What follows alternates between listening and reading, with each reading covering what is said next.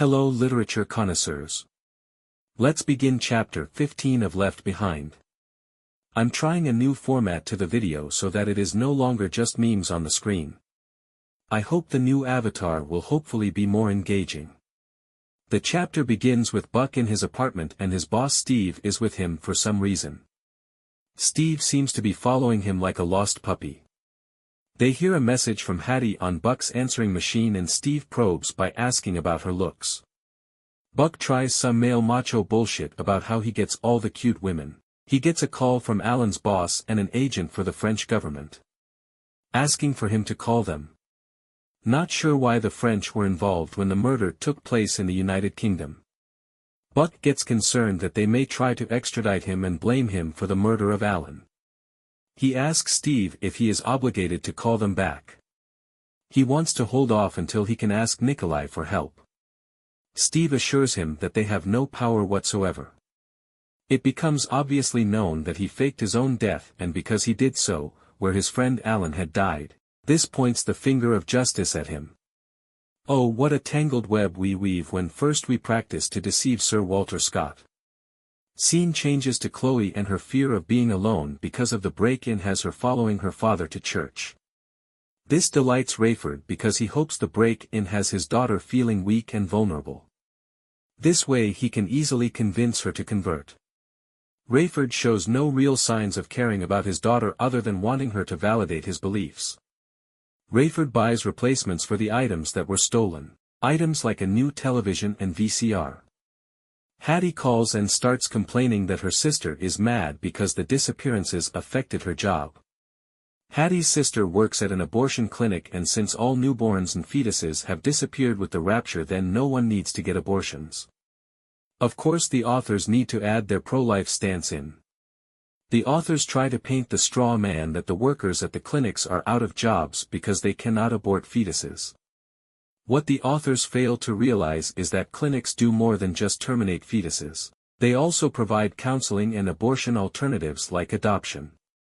The clinics are not run like a garage when you just show up and instantly get an abortion. There are many risks involved and the medical history of the person must be examined to ensure any procedure is safe.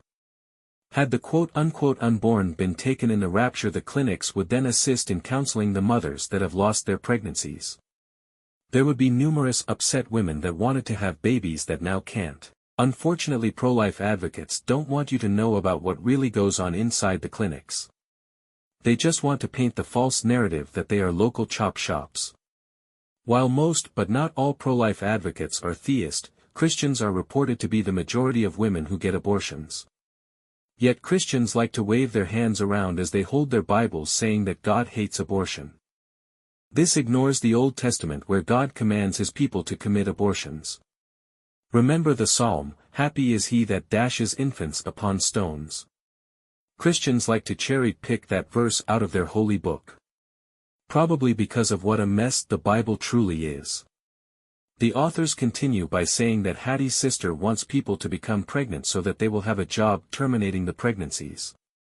Rayford asks if they could get jobs in other counseling fields and Hattie makes a strange statement. Hattie says that finding jobs in other fields of counseling is impossible. This is absolute nonsense.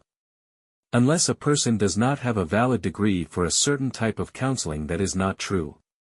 Many places are looking for those with counseling experience to help with an influx of patients as the ever-growing field enlarges. Even in this rapture where there is a diminished capacity of supposed capable workers, the counselors at an abortion clinic would be enlisted to help the growing numbers. Provided they have adequate degrees. Even pastors at churches attempt to counsel individuals and families even though the pastors have no special psychology degrees. Yet the pastors try to help with the need to help others. So to say that they could not help in any way is bollocks. Hattie, and the authors, are taking the piss on this one. Scene changes to Buck as he gets ready for his interview with Nikolai.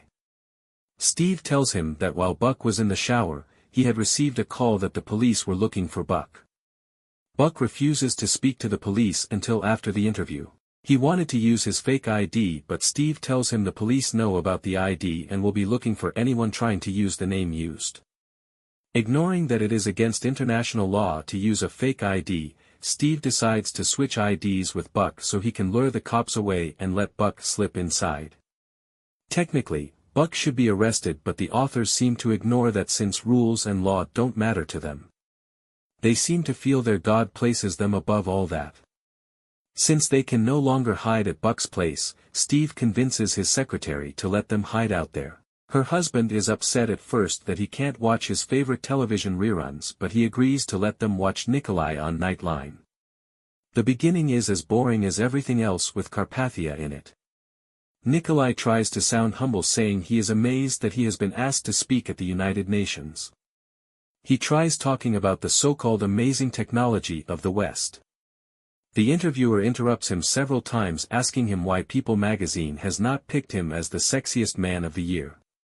Okay, seriously, the authors are gay for Robert Redford, or look-alike clones. Thankfully, once you get past that nonsense, the interview takes on some interesting elements. The interviewer brings up the charge that Nikolai is accused of using coercion to get elected as president of his country, Romania. Nikolai deflects this by stating that it was not his decision but that the people of his country forced him to become president. The next question was about how Nikolai had a political rival murdered, and Nikolai fakes outrage. He states the person was his best friend. Rather than being a good reporter and taking notes, Buck instead drools over Nikolai's way of speaking. He focuses on how he looks and how he looks at the camera when he speaks. Another stupid fact is that the secretary's husband calls Nikolai a Roman. His wife tries to correct him by saying he's Romanian. The husband counters by saying that Nikolai said that he's 100% Italian. Although Rome is in Italy, and the first Romans were Italian, people now do not equate Italians as being Roman. If anything, people will see Italians as being connected to the mafia. The comment is so out of place that it would be like seeing a squirrel trying to have sex with a fish. This really makes the authors look foolish, as they are trying to force Nikolai to seem like he's Roman to try and force him into their ideas of prophecy. The third stupid thing they do is they have the interviewer ask Nikolai why he spoke to the United Nations instead of the United States. Nikolai is trying to disarm the world of its weapons, and it makes no sense why he would try to make the United States convince the world to do so. If anything, it would look like the United States was planning a massive invasion that they want to try and weaken the world to make it easier to conquer.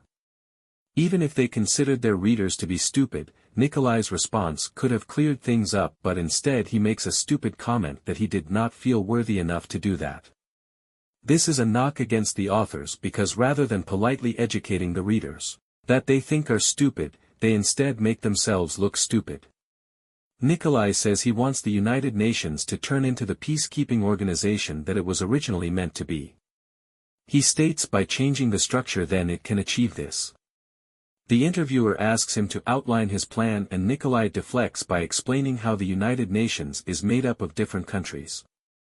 He then says he wants to combine all the countries in the world into 10 sections to make the world into a global community. He then states that all countries will give up all their weapons and missiles, except that 10% of each country will give that amount to the United Nations so that they can use the weapons to keep the peace. Remember that part in the book, 1984, where it says, "War is peace." Only one lone power amassing all the world's weapons, what could go wrong? Scene changes to Rayford and Chloe as they both watch Nikolai and both remark how impressed they are with him. Not sure why, because if they were as logical and skeptical as they believe, they would see the flaws in Nikolai's plans. It should be no surprise that Nikolai will become the Antichrist, but the real question is, why is he charming everyone by speaking nonsense? So far he acts just like every other politician and says nothing special other than wanting to create a world dictatorship. What would Padme say? This is how democracy dies, with thunderous applause. If we assume that Nikolai uses magic, or the Force, or some mind trick, then why are not born-again Christians, like Rayford, not immune to it?